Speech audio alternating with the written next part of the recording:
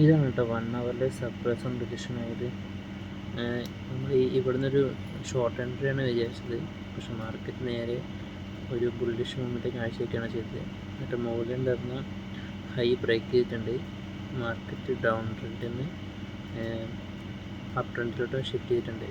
അപ്പോൾ അത് 4 ഹവറിൽ നോക്കുമ്പോൾ ക്ലിയർ ആയിട്ട് മനസ്സിലാവും. മാർക്കറ്റ് മുകളിലോട്ട് പോയിട്ടുണ്ട്. ഇനി നോക്കേണ്ടത് ഈ 1 ഡേ ഹൈ ഉണ്ട് മുകളിലെ, ഇത് ബ്രേക്ക് ചെയ്യാൻ വേണ്ടിയാണ് മാർക്കറ്റ് പോകുന്നത്.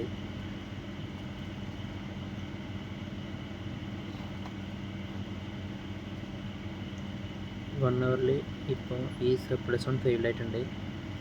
ഇനി അതൊരു ക്ലിയർ ആയിട്ട് ഡിമാൻഡ് സോണാണ്. ഈ ഏരിയ നമുക്ക് ഇനി ഒരു ഡിമാൻഡ് സോണായിട്ട് കൺസിഡർ ചെയ്യാം.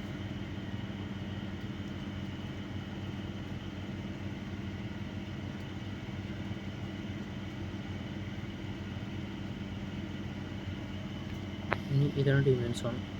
മാർക്കറ്റ് ഇവിടോട്ട് വരികയാണെങ്കിൽ നമുക്കൊരു എൻട്രി എടുക്കാം. ഇനി ഫിബൊനാച്ചി വെച്ചിട്ട് നമുക്ക് നോക്കി വെക്കാം.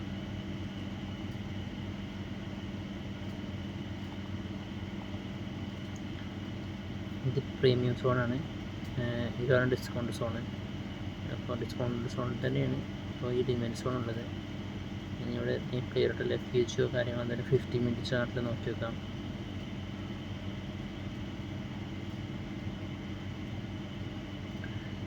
ഇവിടെ ഉണ്ട് ഒരു FH 50 മിനിറ്റിൽ കാണുന്നില്ല, ക്ലിയർ ആയിട്ട് നമുക്കൊരു ഈ ഏരിയയിലുണ്ട്.